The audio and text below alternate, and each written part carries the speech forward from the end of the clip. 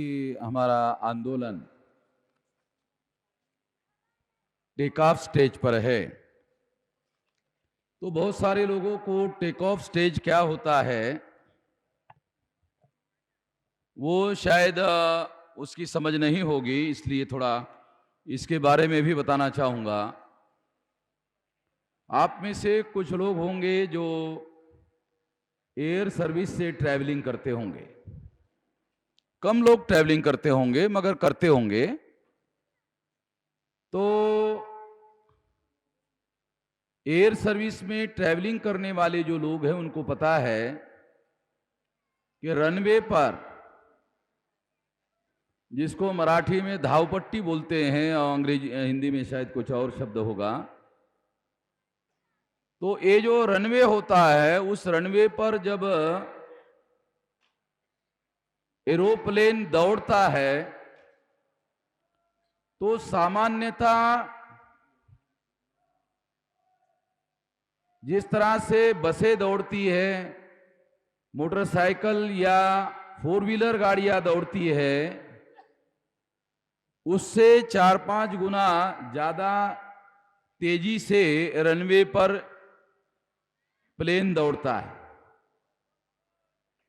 और जब वो टेक ऑफ स्टेज पर लाने के लिए दौड़ता है तो बहुत तेजी से रनवे पर दौड़ता है, इसलिए उसका नाम भी रखा हुआ है रनवे। ये चलने वाला वे नहीं है, रन करने वाला वे है, तो उसको नाम ही रखा हुआ है अंग्रेजी में रनवे। तो ये जो रनवे है, इस रनवे में जब एरोप्लेन बहुत तेजी से दौड़ता है और जब टेक ऑफ स्टेज के समय में ये बहुत ज्यादा तेजी से दौड़ता है और बहुत तेजी से दौड़ने के बाद में ये ऐसे उड़ता है। तो ऐसे जो उड़ना है उसको कहते हैं टेक ऑफ स्टेज। तो हमारा जो आंदोलन है अभी ये टेक ऑफ स्टेज की दिशा में आगे कुछ कर रहा है। तो हम लोग आने वाले समय में ये हमारे लिए जो 5-7 साल है ये बहुत क्रूशियल समय है, इस बात को हम लोगों को समझना होगा और इस बात को समझकर ही हम लोगों को अपने अंदर उस तरह की समझदारी डेवलप करनी होगी ताकि हर क्षेत्र में काम करने वाला जो कार्यकर्ता है उस समझदारी के साथ में आगे बढ़ने की कोशिश करे। इसलिए ये बात मैं आप लोगों को समझा रहा था। साथियों, हमारे इस आंदोलन में जैसे हम आगे बढ़ रहे हैं और जैसे मैंने आपको कहा कि फिर पिछले 37 ईयर से खासतौर पर मैं अनुसूचित जाति जनजाति पिछड़े वर्ग के लोगों के बीच में जागरण करने के कार्य में ज्यादा से ज्यादा समय लगा रहा था। मैं बहुत खास बात आप लोगों को समझा रहा हूं। अनुसूचित जाति जनजाति पिछड़े वर्ग के लोगों के बीच में ज्यादा से ज्यादा समय क्यों लगा रहा था? क्योंकि इस देश का जो शासक वर्ग है वो शासक वर्ग यही वो वर्ग है अनुसूचित जाति जनजाति अदर बैकवर्ड क्लासेस का, इनको गुमराह करके इस्तेमाल कर रहा है और इस्तेमाल करते हुए ही वो इस देश का शासक वर्ग बना हुआ है। 3.5% जो ब्राह्मण हैं वो आज के तारीख में भारत का शासक नहीं है, भारत का शासक वर्ग है। ये भी बहुत सारे हमारे लोगों को पता नहीं, ये बात समझ में आती कि नहीं आती। शासक होना तो मुलायम सिंह यादव भी शासक है और मायावती भी शासक थी। उत्तर प्रदेश का उदाहरण दे रहा हूं, उत्तर प्रदेश में है अधिवेशन इसलिए उत्तर प्रदेश का उदाहरण दे रहा हूं। मगर मुलायम सिंह यादव जिस कम्युनिटी के हैं वो कम्युनिटी शासक वर्ग नहीं है, या मायावती शासक थी, वो जिस कम्युनिटी की थी वो कम्युनिटी शासक वर्ग नहीं है।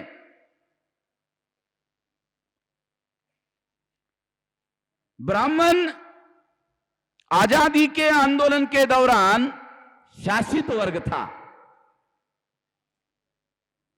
यह तो नहीं कहा जा सकता कि वो शोषित था, क्योंकि शोषित होना एक अलग बात है, शासित होना एक अलग बात है। आजादी के दौरान, आंदोलनों के दौरान, जिसे हम हमारे आजादी का आंदोलन नहीं मानते,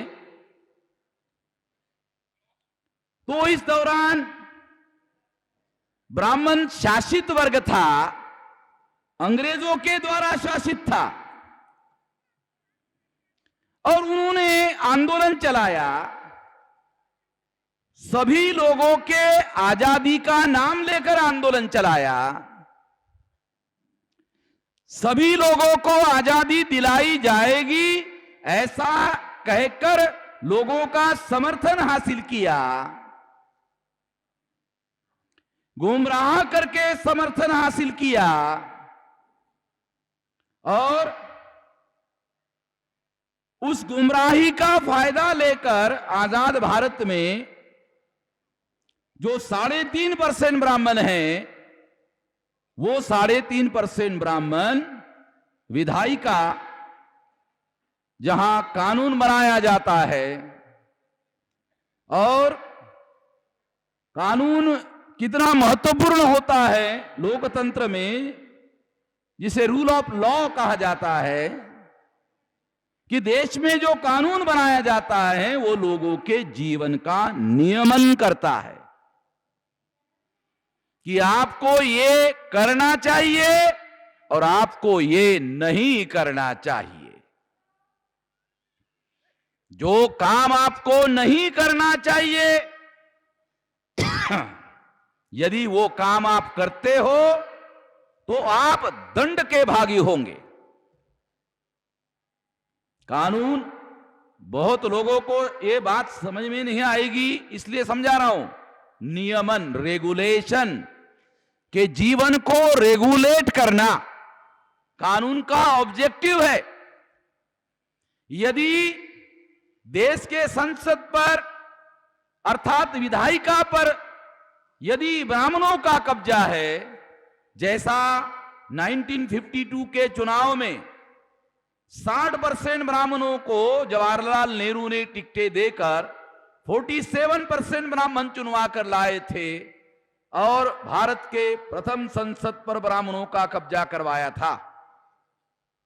अभी 2009 का जो चुनाव हुआ, अभी 14 का आ रहा है, 2009 का जो चुनाव हुआ, इस चुनाव में 207 लोकसभा की सीटें कांग्रेस ने जीती, जो ओरिजिनल ब्राह्मणों की पार्टी है।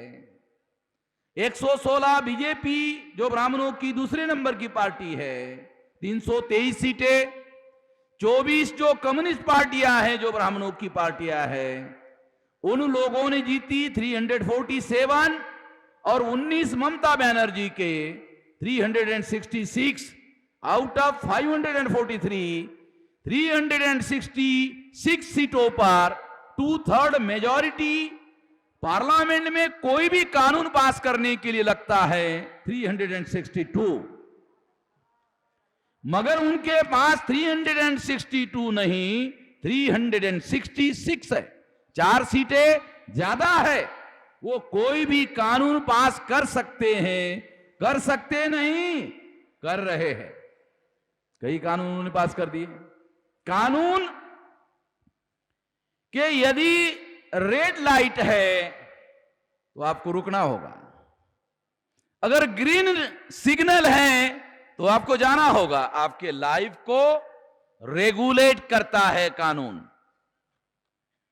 तो ये जो कानून बनाने वाली संस्था है, एक कानून बनाने वाली संस्था पर ब्राह्मणों का कब्जा है, और उस कानून पर अमल करने वाली जो दूसरी संस्था है एग्जीक्यूटिव, जिसमें आईएएस, आईपीएस, आईआरएस होते हैं, वो 79.2% प्रथम श्रेणी के ब्राह्मण और तत्सम लोगों का कब्जा है। और जुडिशियरी, विवाद में फैसले देने वाली वो जो संस्था है, वो इंस्टीट्यूशन है, वो भी ब्राह्मणों के कब्जे में है। उसमें केवल 22 लोग, 18 लोग, केवल 18 लोग SC ST OBC माइनॉरिटी के हैं, बाकी सारे 582 उनके कब्जे में है, वो भी उनके कब्जे में है। और जो उसके बाद में जो मीडिया है इस देश में, दुनिया में, लोकतंत्र में जो मीडिया बहुत बड़ा मेजर रोल प्ले करता है, ये मीडिया जो जनमत बनाने का काम करता है लोकतंत्र में, इसे जनता को जागृत करने के लिए बनाया गया था। मगर आज हमारे देश में, देश का जो मीडिया है वो जागृत करने का कार्य नहीं कर रहा है, बल्कि वो जागृत करने के बजाय गुमराह करने का काम सबसे ज्यादा कर रहा है। और ये गुमराह करने वाली जो ताकत है, इलेक्ट्रॉनिक मीडिया में उनका कब्जा है, प्रिंट मीडिया में उनका कब्जा है, ट्रेडिशनल मीडिया में उनका कब्जा है, वोकल मीडिया में, जिसको भाषा पर नियंत्रण कहते हैं, उनका कब्जा है। यानी हर जगह ब्राह्मणों का कब्जा है। अगर हर जगह ब्राह्मणों का कब्जा है तो इसका मतलब है ब्राह्मण भारत का शासक नहीं है केवल मात्र, बल्कि वो भारत का शासक वर्ग है, रूलिंग क्लास। 3.5% लोग लोकतंत्र में शासक वर्ग नहीं बन सकते, मगर बना हुआ है। और अगर बना हुआ है तो बहुसंख्य लोगों को गुमराह किए बगैर संभव नहीं है।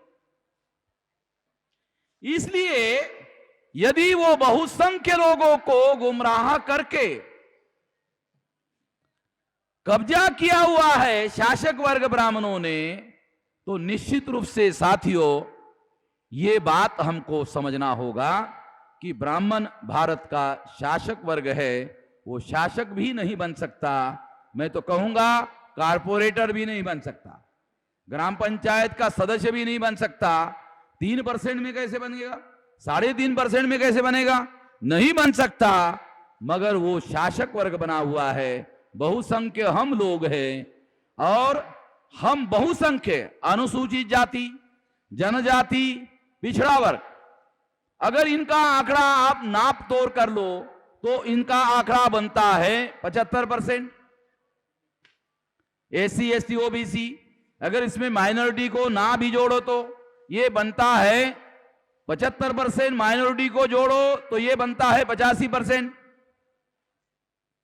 तो SC ST OBC जिनको मैंने ये कोशिश की, हम लोगों ने कोशिश की कि थ्रस्ट दिया कि सबसे पहले इन लोगों को जगाया जाए, इनको गुमराह करके, इनका इस्तेमाल करते हुए ब्राह्मण भारत का शासक वर्ग हो गया है।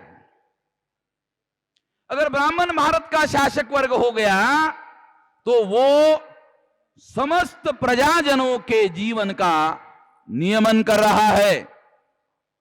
वो सामाजिक नियम बनाकर, वर्ण व्यवस्था के नियम बनाकर हमारे जीवन को नियमित करता था कल, जाति के आधार पर हमारे जीवन को नियमित करता था कल,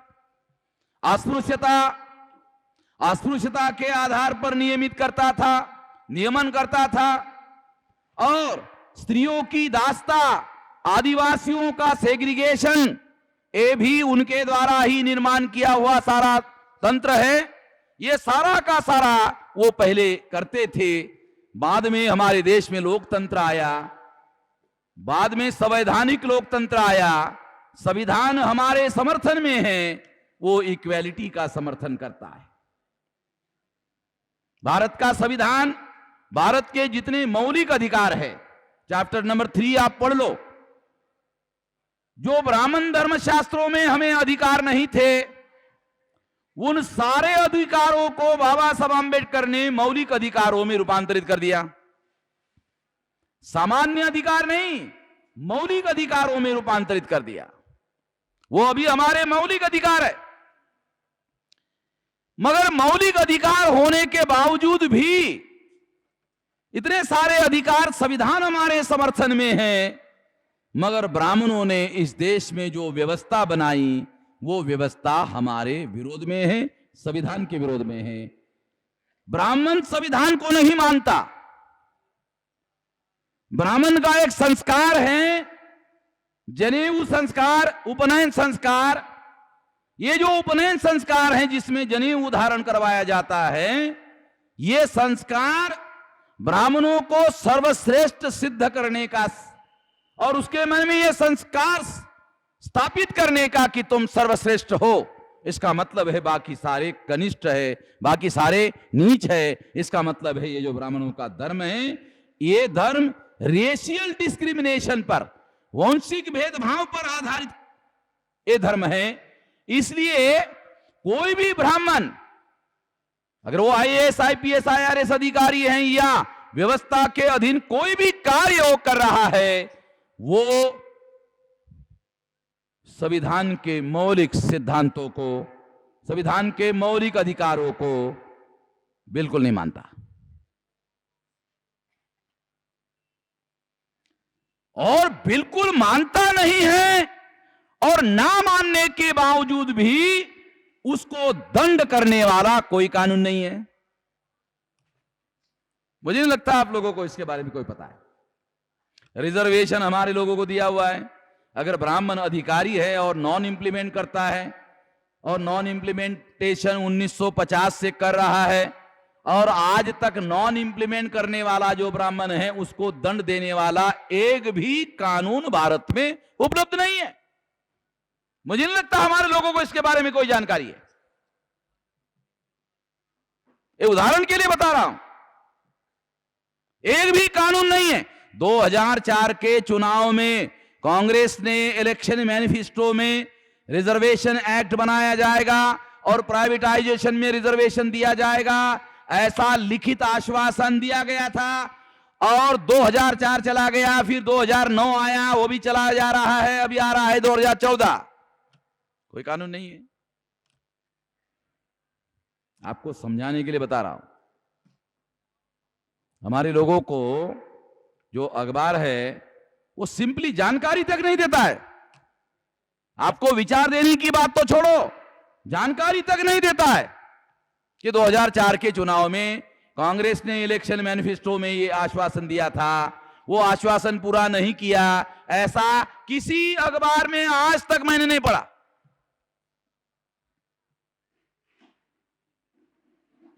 बल्कि आप लोग सुनकर हैरान हो जाओगे कि जो कांग्रेस पार्टी में अनुसूचित जाति, जनजाति, पिछड़े वर्ग के लोग काम करते हैं, उनको भी पता नहीं है।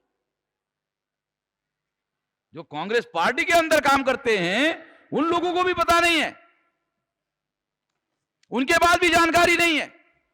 मैं तो केवल यह बात आप लोगों को समझा रहा हूं कि गुमराह करके, और ये मीडिया इस देश में लोगों को जगाने के बजाय गुमराह करने का काम करता है, बजाय जगाने का।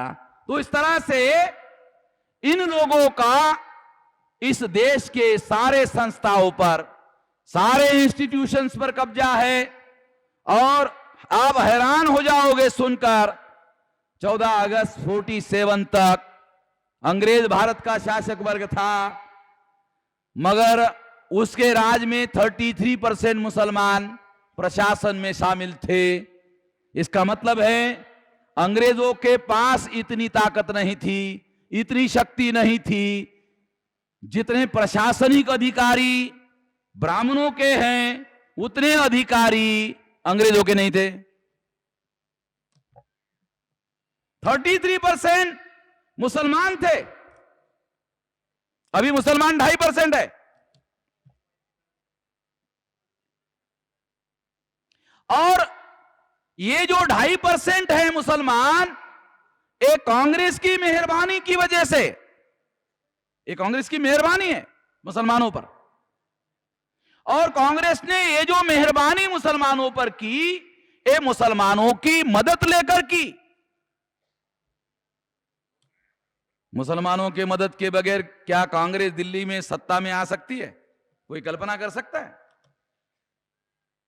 मैं तो मुस्लिम नेताओं को कई जगह यह सवाल पूछा कि आप लोगों के समर्थन के बगैर क्या कांग्रेस सत्ता में आती है? आ सकती है? नहीं आती है, ना आ सकती है। इसका मतलब यह है कि मुसलमानों पर यह जो मेहरबानी 33% से मुसलमान को नीचे गिराकर 2.5% तक नीचे लाया गया, ये जो नीचे लाया गया, ये मुसलमानों का समर्थन कांग्रेस ने लिया और मुसलमानों पर 2.5% तक नीचे लाने की मेहरबानी की। ये तो मेहरबानी ही मानना चाहिए कि मुसलमानों पर यह मेहरबानी कांग्रेस ने की, मुसलमानों की मदद से। अगर मुसलमानों की मदद से यह की तो मुझे यह डाउट होता है कि क्या मुसलमानों को यह पता है कि हमारे मेहरबानी से ही हमारे पिछवाड़े पर लात मारने का काम कांग्रेस ने किया?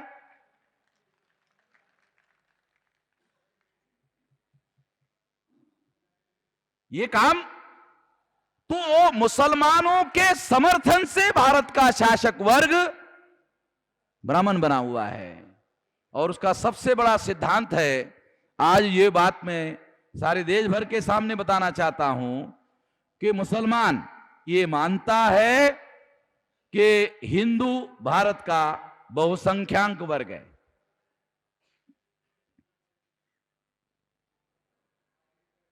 मुसलमानों का जो दानिश्वर है, मुसलमानों का जो रहनुमा है, मुसलमानों की जो क़यादत है, मुसलमानों की जो लीडरशिप है, मुसलमानों का जो नेतृत्व है,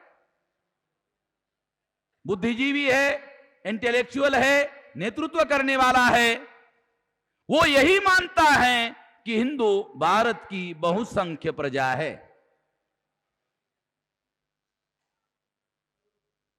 बहुसंख्य है। मैं ऐसा मानता हूं, ये जो सिद्धांत है मुसलमानों ने इसको तस्लीम किया, स्वीकार किया। इसने भारत का शासक वर्ग बनाने में ब्राह्मणों को बहुत बड़ा सहायता, बहुत बड़ी मदद मिली। बहुत भयंकर बात जो हुई, ये मुसलमानों के अंदर जो ये अंडरस्टैंडिंग है कि हिंदू बहुसंख्यांक है।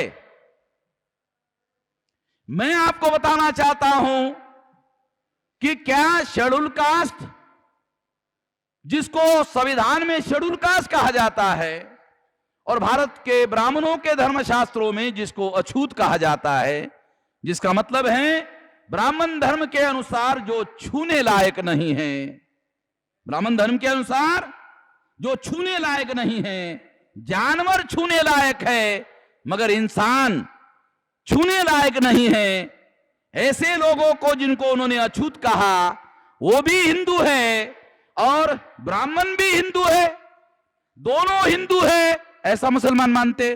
कितनी अजीब बात है, हैरान करने वाली बातें हैं। जो जानवरों को पवित्र मानते हैं, गाय को गोमाता मानते हैं, बैल को बाप मानते हैं कि नहीं मानते अभी तक मुझे पता नहीं चला, मगर गाय को जरूर वो अपना मां मानते हैं।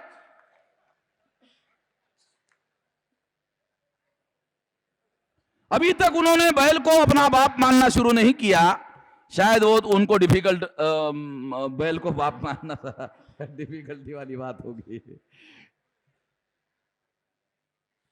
तो इंसानों से निकलकर जानवरों में शामिल हो सकते हैं, इस वजह से शायद उन्होंने ऐसा नहीं किया होगा।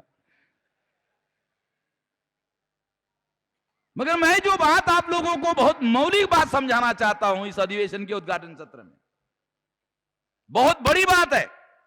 और ये एक ऐसी बात है, यदि मुसलमान 15% मुसलमान, जो लगभग 18 करोड़ होता है 121 करोड़ के संख्या के अनुसार, जब वो ब्राह्मणों के इस सिद्धांत को मानता है कि हिंदू अक्सरियत में है, बहुसंख्य है, बस यही सिद्धांत अल्पसंख्य ब्राह्मणों को भारत का शासक वर्ग बनाने में सबसे बड़ी सहायता देता है।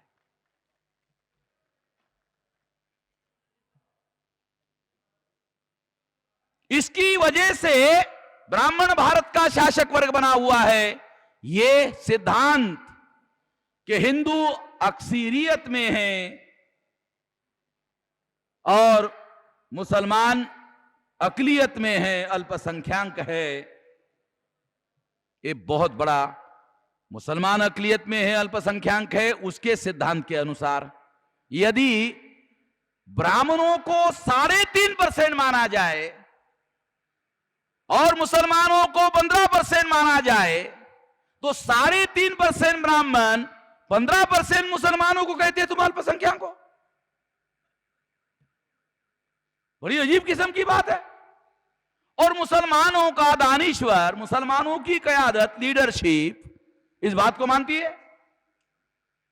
कि 3.5% ब्राह्मण बहुसंख्य है और 15% जो मुसलमान है वो अल्पसंख्यक है।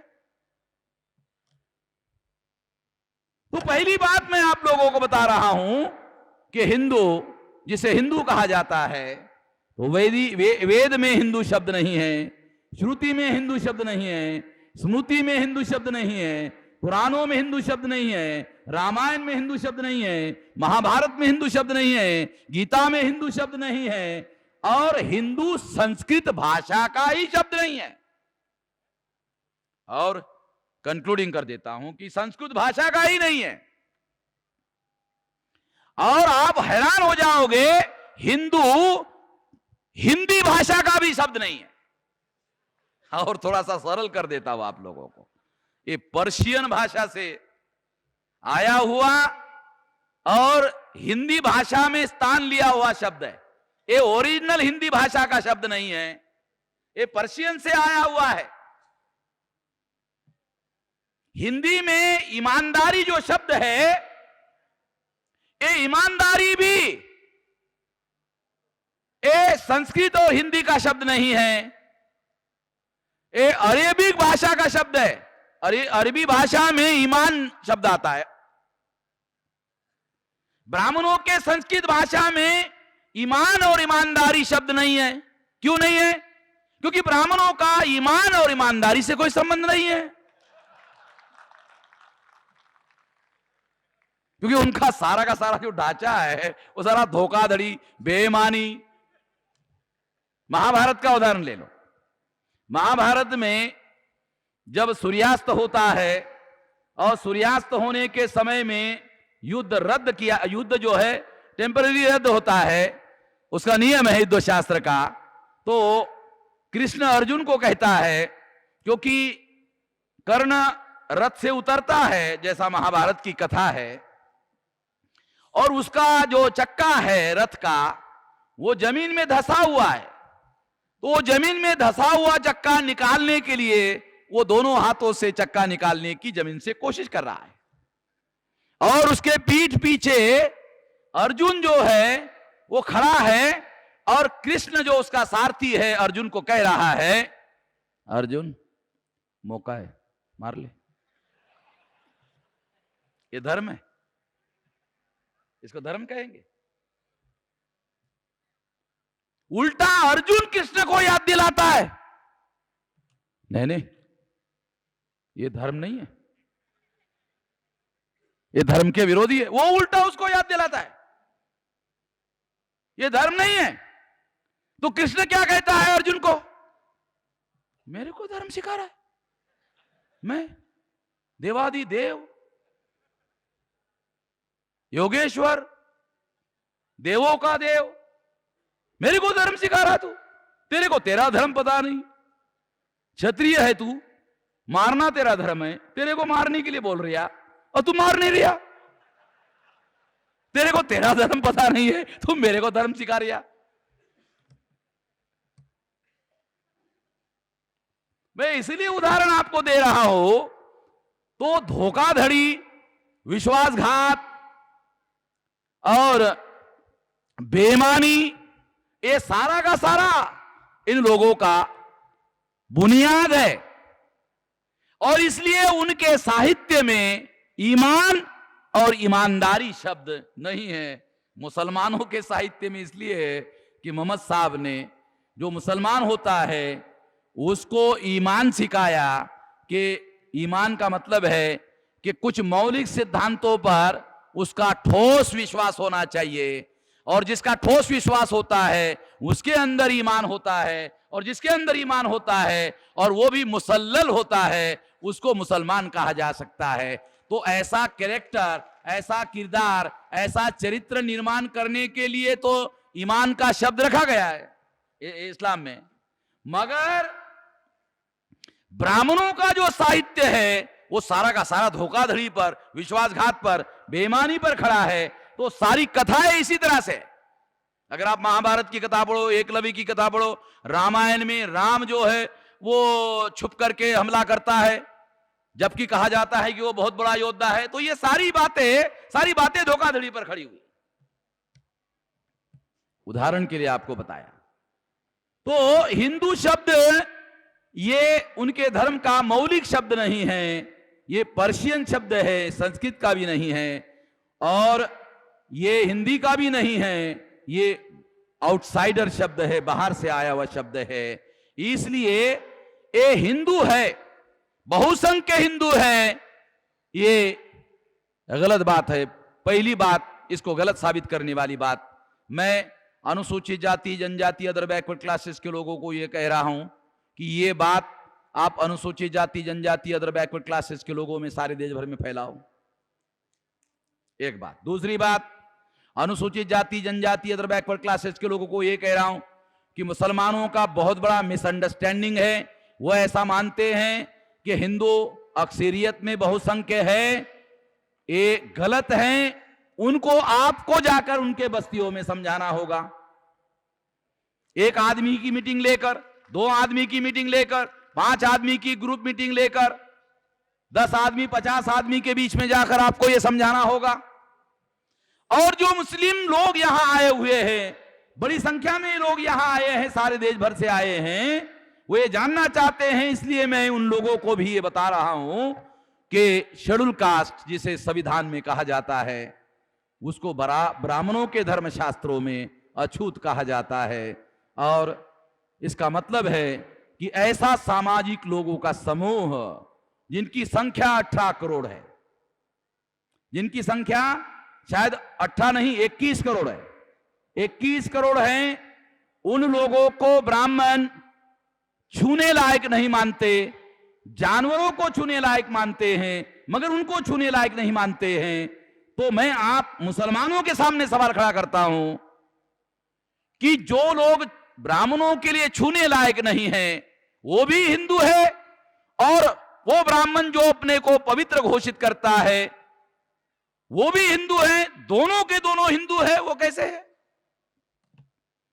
मुसलमानों को इस पर तवज्जो देने के लिए कहूंगा, इस पर विचार करने के लिए, गंभीर मंथन करने के लिए कहूंगा। दूसरी बात, जो आदिवासी है, सुप्रीम कोर्ट कहता है कि आदिवासी हिंदू नहीं है। सुप्रीम कोर्ट में एक आदिवासी औरत केस लेकर गई कि हिंदू मैरिज एक्ट के अंतर्गत मुझे फैसला दिया जाए। तो सुप्रीम कोर्ट ने फैसला दिया आदिवासी हिंदू नहीं है, इसलिए हिंदू मैरिज एक्ट आदिवासियों को लागू नहीं किया जा सकता। तो सुप्रीम कोर्ट ने घोषित कर दिया। सुप्रीम कोर्ट के ऊपर तो कोई कोर्ट है नहीं, इसके लिए इस पर ज्यादा बहस करने की जरूरत नहीं। मगर यहां बहुत सारे गुजरात के हमारे लोग आए। गुजरात में एक मुख्यमंत्री हुए थे अमर सिंह चौधरी, यहां गुजरात में हमारे लोग, गुजरात से आदिवासी भी आए हुए। तो उसने दूसरी शादी की, तो अखबार वालों ने खबर बनाई कि अमर सिंह जी, ये आपके पॉलिटिकल करियर के लिए खतरा है। बोले कैसे? कि हिंदू मैरिज एक्ट के अंतर्गत दूसरी शादी करना अपराध है। तो उसने वकीलों का सलाह लिया अमर सिंह चौधरी ने, तो वकीलों ने उनको बताया, समझाया, प्रेस कॉन्फ्रेंस लिया उसने, और प्रेस कॉन्फ्रेंस में उसने घोषित किया, चूंकि हम आदिवासी है आदिवासियों को हिंदू मैरिज एक्ट लागू नहीं है, आदिवासियों को कस्टमरी लॉ जो आदिवासियों का है वो लागू है, और कस्टमरी लॉ के अंतर्गत दूसरी शादी करना जायज है। इसलिए क्योंकि मैं हिंदू नहीं हूं, वो उसने भी ऐसे कहा। मैं मुसलमानों को कुछ तथ्य भी दे रहा हूं। सुप्रीम कोर्ट का डिसीजन है, तो मुख्यमंत्री गुजरात का जो है उसने प्रेस कॉन्फ्रेंस लेकर एक कहा। अभी जो तीसरा बड़ा वर्ग है वो है ओबीसी। ये ओबीसी 4 प्रकार के सामाजिक समूहों से बना हुआ है। पहला सामाजिक समूह है, उसके अगर वर्टिकल में देखा जाए सबसे नीचे, तो सबसे नीचे है नॉमेडिक ट्राइब, एनटी। तो ये तो ट्राइब का एक किस्म से ट्राइब का पार्ट एंड पार्सल है। अगर ये ट्राइब का पार्ट एंड पार्सल है, इस हिसाब से इसे हिंदू नहीं कहा जा सकता। दूसरा उसके ऊपर है एमबीसी। तो ये एमबीसी जो है, जैसे नाई है, जैसे सुतार हैं, जैसे आपके उत्तर प्रदेश में बिंद है, मल्लाह है, केवट है, इधर राजभर है, भर है, ऐसे और बहुत सारी आपके उत्तर प्रदेश की जातियां हैं। जानकारी के लिए बता रहा हूं, मुलायम सिंह ने 17 जातियां है जो मोस्ट बैकवर्ड क्लासेस की जातियां है। उनकी हालत इतनी खराब है कि मुलायम सिंह ने कहा कि इनको शेड्यूल कास्ट में डाल दो। ओबीसी को शेड्यूल कास्ट में नहीं डाला जा सकता, चाहे एमबीसी हो, मगर है ओबीसी का पार्ट एंड पार्सल। इसलिए कॉन्स्टिट्यूशन ओबीसी को शेड्यूल कास्ट के लिस्ट में डालने के लिए अलाउ नहीं करता। मगर मुलायम सिंह यादव को 17 जातियों का समर्थन चाहिए, क्योंकि मुलायम सिंह को ऐसा लगता है कि मुजफ्फरनगर में जो फसाद हुए उसकी वजह से जो 70% मुसलमानों ने पिछले विधानसभा में समाजवादी पार्टी को वोट दिया था, वो शायद अब पूरी तरह से नहीं देंगे। इसलिए जो 17 मोस्ट बैकवर्ड क्लासेस की जातियां है, उन जातियों के वोट अगर मिलते हैं, तो जो मुसलमानों से नुकसान होगा वो इस एमबीसी जाति से कंपेंसेशन हो जाएगा।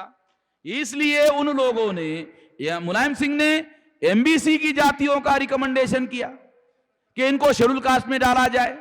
हमारे हाईकोर्ट के लॉयर जहार सिंह कश्यप जी यहां हैं, हाथ खड़े करिए। जहार सिंह जी, ये हाईकोर्ट के, इन्होंने किताब लिखा कि मुलायम सिंह ये एमबीसी के हैं, और इनका कहना है कि मुलायम सिंह हमारे साथ धोखा कर रहा है। क्यों धोखा कर रहा है? क्योंकि ऐसा कॉन्स्टिट्यूशनली पॉसिबल नहीं है। मायावती ने भी धोखा किया था, मायावती ने भी धोखा किया था, मुलायम सिंह भी धोखा कर रहा है। तो इसका मतलब यह है कि ये जो एमबीसी है, ये एमबीसी अभी इतने नीचे इनकी दबे हुए लोग हैं कि ब्राह्मण तो ब्राह्मण इनके साथ धोखाधड़ी कर रहा है, ओबीसी का भी जो अपर लेयर है वो भी उनके साथ धोखाधड़ी करने में लगा हुआ है। अगर हम बारीकी से देखें तो ये लोग जो है ब्राह्मणिकल सोशल ऑर्डर में इनकी हालत बहुत ज्यादा खराब है। और आश्चर्यजनक बात है कि इन लोगों को अधिकार मिलना चाहिए, इसकी कोई लड़ाई ब्राह्मण नहीं लड़ता है। ब्राह्मण कहता है ये हिंदू है, ब्राह्मण कहता है ये हिंदू है, और यदि ये मुसलमान को मारता है तो फिर तो बेहतर हिंदू है। अगर ये मुसलमान के विरोध में फसाद करता है तो ये तो बढ़िया क्वालिटी का हिंदू है। अगर वो 10-5 मुसलमान को मारता है तो ये तो वीर हिंदू है। ये ब्राह्मण लोग जो है ये लोगों को जाकर के ऐसा कहते रहते हैं, ये तो वीर है। तो इसका मतलब है कि ये इस्तेमाल करने वाली बातें हैं। जब नौकरी देने का मामला आता है तो कहते हैं आपके पास योग्यता नहीं है, मेरिट नहीं है। मेरिट नहीं इसका मतलब आप लायक नहीं हो, लायक नहीं हो इसका मतलब नालायक हो। ब्राह्मण हिंदू अपने को मानता है, ओबीसी को भी हिंदू मानता है, एमबीसी को भी हिंदू मानता है, मगर जब नौकरी देने का मामला आता है तो कहता है नालायक है। मैं मुसलमानों को कहना चाहता हूं, ब्राह्मण भी हिंदू और जिसको ब्राह्मण नालायक कहता है वो भी हिंदू, जिसके पिछवाड़े पर लात मारता है वो भी हिंदू, जिसको बाबू की नौकरी देने के लिए राजी नहीं है वो भी हिंदू, जिसको चपरासी की नौकरी देने के लिए राजी नहीं है वो भी हिंदू। मुझे लगता है मुसलमानों को बहुत गंभीरता से सोचने की जरूरत है, बहुत गंभीरतापूर्वक विचार करने की जरूरत है। वो हिंदू नहीं है किसी भी मामले। धर्मशास्त्र के अनुसार ये वर्ण व्यवस्था में शूद्र है, और शूद्र यानी अधिकार वंचित, अधिकार वंचित यानी गुलाम। गुलामों का धर्म और गुलाम बनाने वालों का धर्म एक ही है। मुसलमानों के लिए मैं विचार करने के लिए सवाल पूछ रहा हूं, जिन्होंने गुलाम बनाए उनका धर्म, और जो गुलाम बनाने वाले हैं और जिनको उन्होंने गुलाम बनाया, दोनों का धर्म एक कैसे हो सकता? इस पर निश्चित रूप से मुसलमानों को विचार करना चाहिए। ये एमबीसी की बात हो गई। उसके ऊपर एक और वर्ग है, वो है ओबीसी, अदर बैकवर्ड कास्ट। ये आजादी के पहले ये जो ओबीसी है, ये जमींदारों के जमीन पर जोतदारी करते थे। बहुत लंबी कहानी नहीं है, 67 ईयर हो गए आजादी को, तथाकथित आजादी को। इस आजादी के पहले ये जो ओबीसी था, ये जमींदारों के जमीन पर जोतदारी करने का काम करता था, और ये जो जोतदारी करने का काम करने वाले लोग थे, ये अर्ध गुलाम थे। आप लोगों ने मदर इंडिया फिल्म देखी? आप लोगों में से कुछ लोगों ने देखी होगी मदर इंडिया फिल्म। एक किसान की कहानी है। वो किसान साल भर खेती में खटता है, और जब फसल आती है तो बनिया उधर जाके बैठ जाता है। आप लोगों ने देखी होगी। और इसलिए वहां उसका जो बेटा है, मां का जो बेटा है मदर इंडिया में, वो डाकू बनता है। सुनील दत्त की जो कहानी है वो उसमें बताई गई है, वो आपको याद दिला रहा हूं, समझाने के लिए उदाहरण दे रहा हूं। तो ये जो किसान की कहानी है, ये कहानी रियल कहानी है। जमींदारों के जमीन पर जोतदारी करने वाले लोग अर्ध गुलाम थे, और ज्यादा पुरानी कहानी नहीं है। जुनेद आलम बराबर है ना। अब बिहार में अभी भी कितनी भयंकर परिस्थिति है। बिहार में राजेंद्र प्रसाद ने एक कानून लागू नहीं होने दिया। डॉक्टर राजेंद्र प्रसाद देश के राष्ट्रपति थे, और मुसलमानों के विरोध में जो एग्जीक्यूटिव ऑर्डर निकाला गया, उस पर डॉक्टर राजेंद्र प्रसाद की साइन है कि हिंदुओं के अंदर जो सिख है, बुद्धिस्ट है, उन लोगों को रिजर्वेशन मिलेगा, मगर मुसलमानों को रिजर्वेशन नहीं मिलेगा, या मुसलमानों को वो अधिकार नहीं मिलेगा। ये जो एग्जीक्यूटिव ऑर्डर निकाला गया था, इस एग्जीक्यूटिव ऑर्डर पर डॉक्टर राजेंद्र प्रसाद की साइन है। ये मुसलमानों को, संविधान में ऐसा कोई प्रोविजन नहीं है आर्टिकल 341 में, क्योंकि 40 में इक्वेलिटी बिफोर लॉ है। रिलीजन के आधार पर किसी के साथ भेदभाव नहीं करने का आदेश है। मगर एग्जीक्यूटिव ऑर्डर संविधान के विरोध में जाकर निकाला गया। और अगर ये एग्जीक्यूटिव ऑर्डर संविधान के विरोध में जाकर निकाला गया है, तो निश्चित रूप से इस बात को जानने की, इस बात को समझने की बहुत ज्यादा जरूरत है कि ये जो ओबीसी है, जिसको आज किसान जातिया कहा जाता है, ये थोड़ा अपर लेयर है। ये जो अभी जाटों को स्टेट प्रोविंस में तो लागू है पहले, अभी सेंट्रल गवर्नमेंट ने जाटों को रिजर्वेशन में डालने की कोशिश की है, तो वो तो देने लेने का मामला नहीं है, 2014 के चुनाव में केवल इस्तेमाल करने वाला मामला है, और कुछ नहीं है। तो मैं उदाहरण के लिए ये सारी बातें बता रहा हूं, एससी एसटी ओबीसी को भी बता रहा हूं, और जो मुसलमान लोग हैं यहां आए हुए हैं उन लोगों को भी बता रहा हूं कि ये जो ओबीसी है, ये कल जो जमींदारों के जमीन पर जोतदारी करने वाले गुलाम थे, ये वर्ण व्यवस्था में शूद्र जाति है, ब्राह्मण धर्म के अनुसार, और शूद्र गुलाम माने गए हैं। इसलिए गुलामों का और गुलाम बनाने वालों का एक धर्म नहीं हो सकता। निश्चित रूप से इस सिद्धांत को हम लोगों को सही तरीके से समझना होगा। ब्राह्मण ओबीसी के घर में शादी लगाने के लिए जाता है, उसके घर का खाना नहीं खाता। कितने मुसलमानों को पता है? बहुत खास बात बता रहा हूं। बहुत सारे लोग हैं, उन लोगों को यह जानकारी नहीं होगी, मुसलमानों को यह जानकारी नहीं है ओबीसी के घर में ब्राह्मण शादी लगाने के लिए जाता है, उसके घर का खाना नहीं खाता, बोलता सीधा हटा दो, सुखा दो, घर में जाके पका के खाऊंगा। इसका मतलब है ओबीसी को टच करता है, शेड्यूल कास्ट को टच नहीं करता। ओबीसी को टच करता है मगर खाता नहीं है, इसका मतलब आधा अनटचेबल है, आधा टचेबल है। विश्लेषण से बातें समझ में आती है। आधा टचेबल है और आधा अनटचेबल है। टच करता है मगर खाना नहीं खाता। अगर उसके घर में खाना नहीं खाता, मुसलमान तो 5-10 लोग एक परात में बैठ करके इकट्ठा खाते हैं ताकि कम से कम बराबरी का भाव तो पैदा हो जाए। मैं तो मुसलमानों के यहां शादी में गया तो 8-10 लोग बैठ करके एक प्लेट में जाकर के खाना खा सकते हैं, इसके लिए कोई रुकावट नहीं है। अगर उनको इबादत करना है मस्जिद में तो वहां भी कोई किसी किस्म का कोई ये भेद नहीं है कि बहुत ज्यादा अमीर आदमी है, पैसे वाला है, और वो अगर नमाज पढ़ने के लिए लेट आ गया तो सबसे पहले लाइन में जाकर नमाज पढ़े, ये भी इजाजत शायद नहीं है। उसको लाइन के हिसाब से पीछे ही रहना होगा, फर्स्ट कम फर्स्ट का सिद्धांत जो है।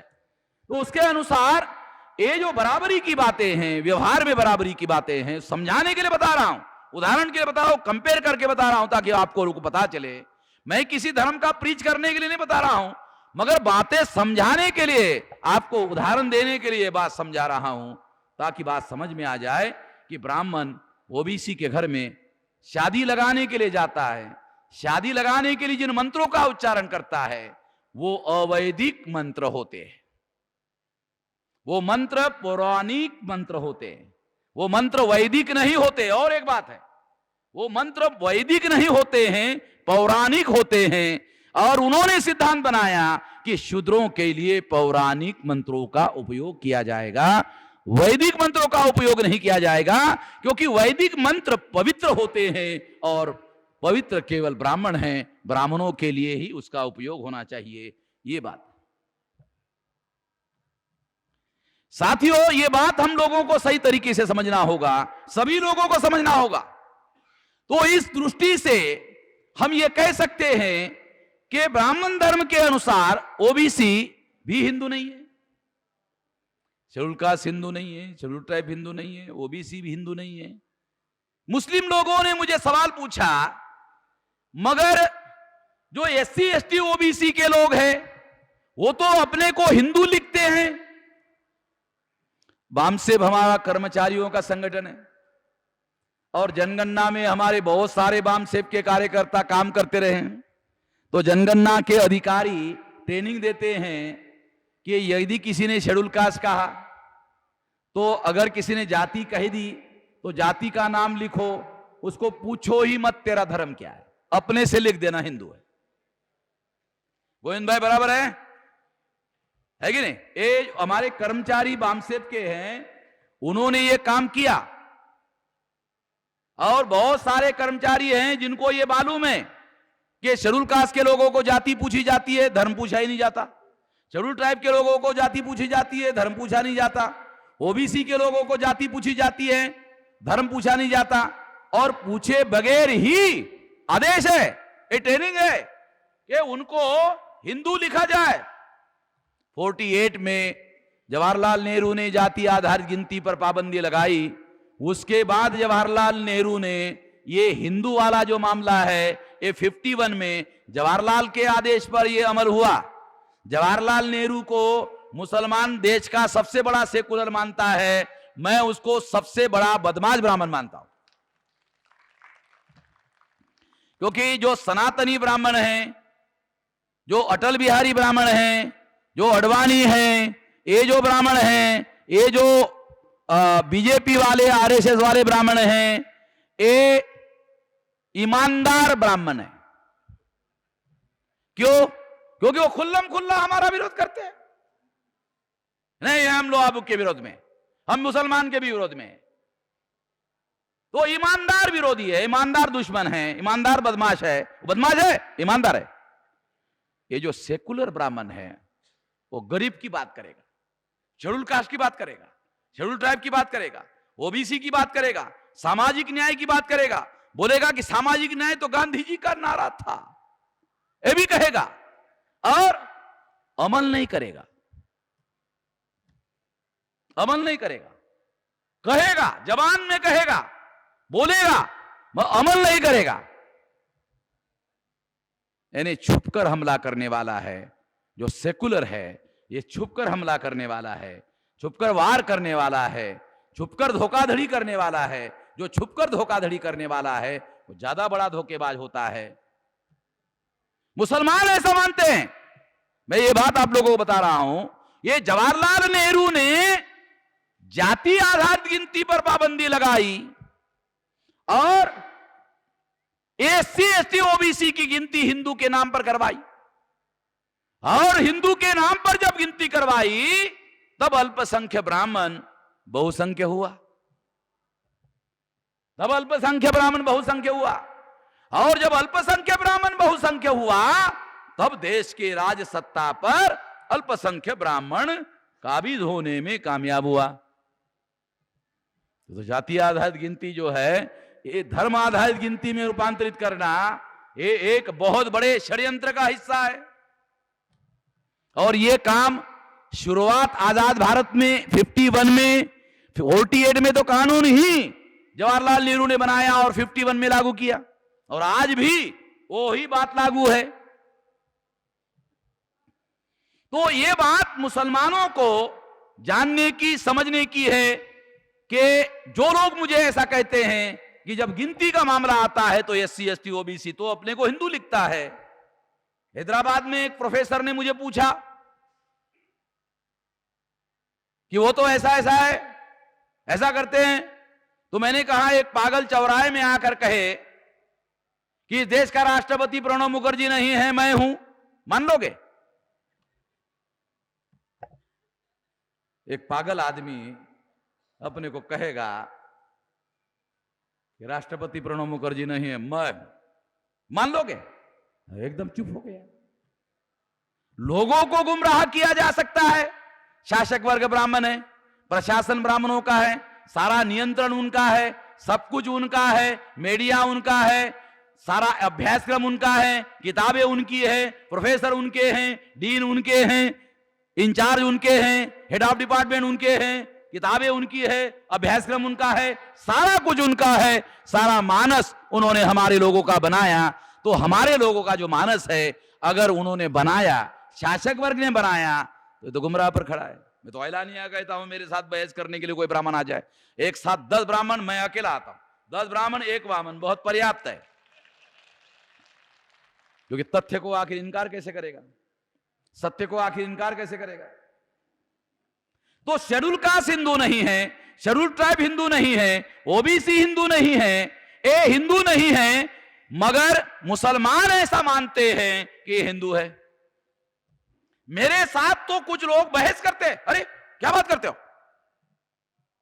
अरे मैंने कहा ये मुसलमानों के फायदे का समझा रहा हूं, है? तुम लोगों के हित की बात है। अल्पसंख्यक ब्राह्मणों को तुम बहुसंख्याक कह देते हो। इसने ब्राह्मणों को शासक वर्ग में रूपांतरित किया, और इसकी वजह से ब्राह्मणों ने मुसलमानों के साथ में जो बहुत बड़ा, बहुत पहले नंबर का धोखाधड़ी अगर ब्राह्मणों ने की मुसलमानों की मदद से, मुसलमानों के साथ, मुसलमानों की मदद से मुसलमानों ने इस सिद्धांत को माना कि हिंदू बहुसंख्याक है, इस वजह से भारत का शासक वर्ग ब्राह्मण बना। मुसलमानों की मदद से भारत का शासक वर्ग ब्राह्मण बना, और शासक वर्ग बनने के बाद ब्राह्मणों ने भारत का जो निजाम है वो कम्युनल निजाम बनाया। ये भी बात मैं थोड़ा आप लोगों को बताना चाहता हूं। पहला सिद्धांत तो ये है, मुसलमानों को इस मिसअंडरस्टैंडिंग को दूर करना होगा। एससी एसटी ओबीसी के लोगों को सारे देश भर में ये अभियान चलाना होगा, सारे देश भर में चलाना होगा। और मैं ऐसा मानता हूं 2020 तक 15-20 करोड़ लोग तो इसको मान ही जाएंगे, ज्यादा नहीं तो इसको मान ही जाएंगे। हम लोग इतना तो कर ही देंगे। 20 करोड़ लोग अगर मान लो इस देश में बेदार हो गए, लड़ने के लिए तैयार हो गए, तो गांधी जी ने 3 करोड़ लोगों को सड़कों पर उतारा था, अगर हम 20 करोड़ लोगों को इनके खिलाफ में उतारते हैं तो इनको, गांधी जी ने तो कहा था चले जाओ, भारत छोड़कर चले जाओ अंग्रेजों को, हम ब्राह्मणों को बिल्कुल कहने वाले नहीं है कि चले जाओ। मैं भी इसके बहुत विरोध में हूं, क्योंकि बहुत सारे लोग ऐसा कहते हैं कि चले जाओ ऐसा कहना चाहिए। मैं बहुत विरोध में हूं, ब्राह्मणों को चले जाओ कहना चाहिए, मैं इसके विरोध में हूं। क्यों विरोध में हूं ये भी बता देता हूं। देखो, चमार चमार पर राज करे, मजा नहीं आएगा। शेड्यूल कास्ट शेड्यूल ट्राइब पर राज करे, मजा नहीं आएगा। बैकवर्ड पर राज करे, मजा नहीं आएगा। मुसलमान पर राज करे, मजा नहीं आएगा। अगर मुसलमान ब्राह्मण पर राज करे और ब्राह्मण को सिद्ध करे, देख तूने राज किया, तूने नालायकी किया, देख मैं कैसे बेहतरीन तरीके से राज करके दिखाता हूं, देखे सबके साथ बराबरी के साथ। ये 3.5% हो तुम लोग, तुम 3.5% हो, 3.5% अधिकार ये ले लो। अगर किसी शेड्यूल कास्ट ने, शेड्यूल ट्राइब ने, ओबीसी ने, माइनॉरिटी में 3.25 कर दिया, 2 साल अंदर डाल देंगे। अगर आप इस तरीके से करके दिखाओ तो माना जाएगा हाँ भाई ये बेहतरीन बात है, ऐसा किया जा सकता है। ऐसा कब होगा? यदि आप ब्राह्मणों को भेज दोगे, फिर कैसे होगा? इधर ही रखना होगा, नहीं भाई तुम इधर ही रहो, तुमको हम लोग, जैसे गांधी जी ने अंग्रेजों को कहा चले जाओ, हम इनको चले जाओ कहने वाले नहीं है, नहीं इधर ही रहो, मैं इसका समर्थन हूं, तुम इधर ही रहो। साथियों, जो बात मैं कंक्लूडिंग, अभी 10 मिनट मेरे पास में है, जो बात मैं समझाना चाहता हूं बहुत अहम बात है। दूसरा सिद्धांत मुसलमान मानते हैं कि जो हिंदू बहुसंख्यक है उसमें दूसरा सिद्धांत है, कुछ हिंदू सेकुलर है और कुछ हिंदू कम्युनल है। दूसरा सिद्धांत है, मुसलमानों ने बनाया है दूसरा सिद्धांत, कुछ हिंदू सेकुलर है और कुछ हिंदू कम्युनल है। ये दूसरा सिद्धांत मुसलमानों ने बनाया। और तीसरा सिद्धांत बनाया, सेकुलर ब्राह्मणों को साथ देना चाहिए और कम्युनल ब्राह्मणों का विरोध करना चाहिए। जवाहरलाल को साथ देना चाहिए और अटल बिहारी को विरोध करना चाहिए। ये जो घालमेल है, ये मुसलमानों ने ये जो घालमेल बना के रखा हुआ है, इस वजह से क्या होता है? इस वजह से मुसलमान शासित रहता है।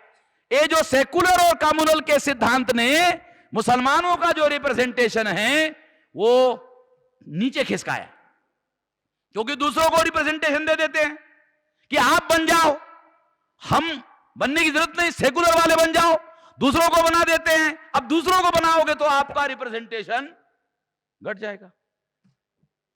इसके बारे में भी नहीं सोचा कि इसका हमारे रिप्रेजेंटेशन पर बुरा असर पड़ता है। तो इस तरह से एक कुछ हिंदू सेकुलर है, कुछ ये कम्युनल है, ये सिद्धांत भी सही नहीं है, गलत है। क्योंकि ब्राह्मण जो जनेऊ धारण करता है वो कम्युनल होता है, जो जनेऊ धारण नहीं करता है वो उससे ज्यादा कम्युनल होता है, क्योंकि वो प्रच्छन्न ब्राह्मण है। प्रच्छन्न यानी छुपा हुआ, वो ज्यादा खतरनाक होता है। तो इस तरह से हम लोगों को इस कम्युनल और सेकुलर वाला जो सिद्धांत है, इस सिद्धांत से भी हम लोगों को, ये भी बहुत बड़ा मिसअंडरस्टैंडिंग है, इससे हटना होगा, इससे अपने आप को अलग करना होगा। यदि हम ऐसा नहीं करते हैं तो मैं ऐसा मानता हूं कि ये बहुत भयंकर देश का जो निजाम है, इसी सिद्धांत ने देश का निजाम कम्युनल निजाम में रूपांतरित हुआ और मुसलमानों की मदद से, मुसलमान जिनको सेकुलर कहते हैं, उन सेकुलर कांग्रेसियों ने देश का निजाम कम्युनल बनाया। बीजेपी कम्युनल पार्टी हो सकती है, मगर देश का निजाम कम्युनल बना दिया गया। ये कम्युनल निजाम कांग्रेस ने बनाया। बीजेपी कम्युनल पार्टी है, मगर देश का निजाम ही कम्युनल बना दिया गया है ओ कांग्रेस ने।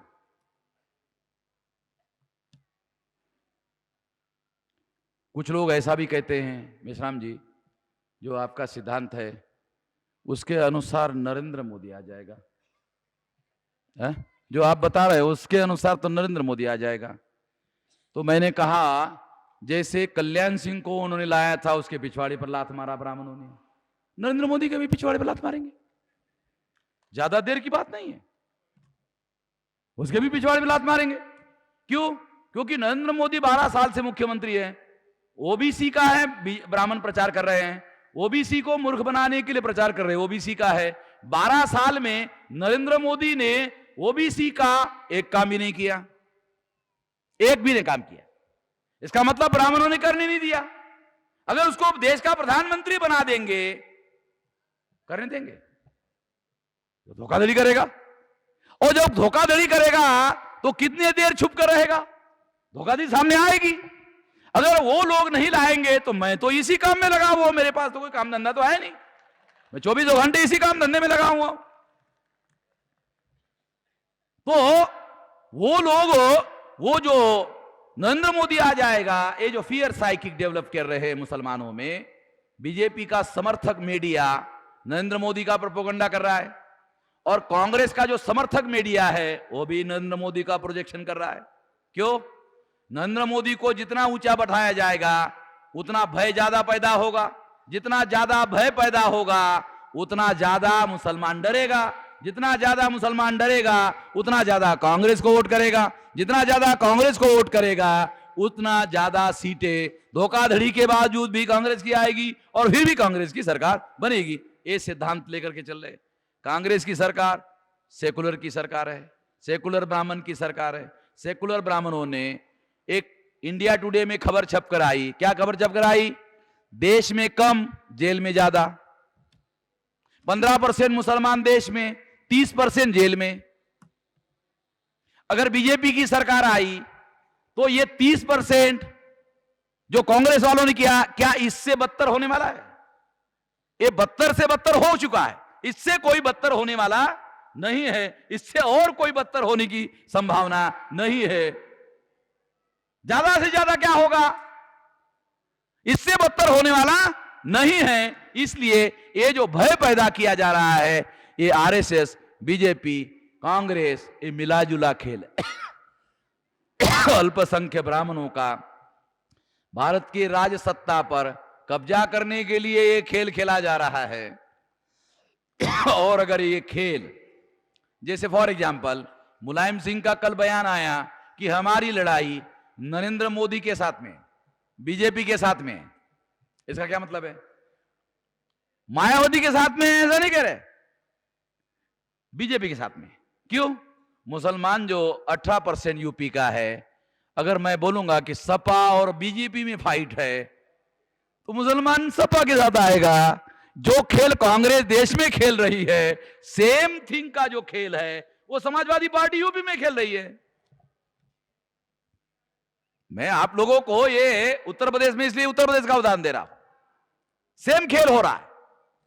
कांग्रेस के राज में भी, कांग्रेस के राज में फसाद होते थे और कांग्रेस वाले विरोधी पार्टी को जिम्मेदार मानते थे। समाजवादी पार्टी की सरकार है और फसाद के लिए समाजवादी पार्टी बीजेपी को जिम्मेदार मान रही है। सेम थिंग है। कांग्रेस वही आरोप करती थी, सेम थिंग समाजवादी पार्टी कर रही है। अगर प्रशासन तुम्हारा है, मुख्यमंत्री तुम हो, सीआईडी तुम्हारा है, पुलिस अधिकारी तुम्हारा है, जिलाधिकारी तुम्हारा है, तो तुम कर क्या रहे हो भाई? अगर वो फसाद कर रहे हो तो तुम क्या कर रहे हो फिर? और अगर तुम रोक नहीं पाते हो तो तुम्हारे प्रशासन की भी हमारे सिक्योरिटी के लिए क्या जरूरत है? मैं एग्जाम्पल देकर ये बातें समझा रहा हूं ताकि बात आप लोगों को, ये सेकुलर कम्युनल वाला जो मामला है ना, ये इसका संबंध समाजवादी पार्टी के साथ भी है। जैसे 3.5% ब्राह्मणों की संख्या है, तो जो ब्राह्मण कहते हैं कि ये समाजवादी पार्टी के साथ मत जाओ क्योंकि वो यादवों की सरकार आती है, कि यादव 7.5% है, ब्राह्मण 3.5% है, तो मुसलमान अगर उत्तर प्रदेश में समाजवादी पार्टी का सपोर्ट ना करे, बिल्कुल धराशायी हो जाएगा। ये भी उदाहरण हमारे सामने। साथियों, एक कम्युनल सेकुलर वाला जो सिद्धांत है, ये जो देश का मूल निवासी है उसको शासन सत्ता से और सत्ता के अधिकारों से वंचित करने का सिद्धांत है। मुसलमानों को भी वंचित करने का सिद्धांत है। मुसलमान अपने आप को वंचित करने के सिद्धांत का समर्थक है। इससे उनको अपने आप को सतर्क करने की जरूरत है। अगर वो नहीं करेगा तो उसके साथ वैसे धोखा होगा। कुछ लोगों ने मुझे कहा, हैदराबाद में कुछ लोगों ने मुझे कहा, मेश्राम जी इस चुनाव तक आप थोड़ा सा शांत रहिए, ये माहौल थोड़ा सा बहुत ज्यादा खराब हो गया है नरेंद्र मोदी की वजह से, थोड़ा सा शांत रहिए। मैंने कहा अगले चुनाव में माहौल खराब नहीं होगा कैसे? कोई नया नरेंद्र मोदी या कोई नया झांसा वो खड़ा नहीं करेंगे, वो कैसे? क्योंकि वो तो ऐसे ही कर रहे हैं। मीडिया उनका है, सत्ता उनकी है, तंत्र उनका है, सब कुछ उनका है, तो माहौल तो वो खड़ा कर सकते हैं और कर रहे हैं। इसलिए ये कहना कि इस समय आप थोड़ा सा छोड़ दीजिए, शांत रहिए, अगले बार कुछ करते हैं, अगले बार कभी अगला समय कभी आने वाला नहीं है। अगर आज शुरू करेंगे तो कुछ हो सकता है, आज शुरू नहीं करेंगे और उनके ऊपर छोड़ देंगे तो इससे कोई रास्ता बनने वाला नहीं है। अच्छे काम की शुरुआत अगर आज करोगे तो कल फल आपके समर्थन में आ सकता है। आज आपको अगर इससे खतरा पैदा लगता है तो वर्स्ट कम वर्स्ट आपके साथ जो आज हो रहा है उससे ज्यादा वर्स्ट होने की संभावना नहीं है। जो आज हो रहा है उससे ज्यादा भयानक मुसलमानों के साथ होने वाला नहीं है, क्योंकि शेड्यूल सच्चर कमीशन कहता है शेड्यूल कास्ट से भी ज्यादा बदतर स्थिति मुसलमानों की हो गई है, इससे ज्यादा मुसलमानों के साथ होने वाला नहीं है। मुझे बड़ा आश्चर्य होता है, एससी एसटी ओबीसी के हम लोग ब्राह्मणों के विरोध में खुल्लम खुल्ला बोलते हैं, मुसलमानों को डर लगता है।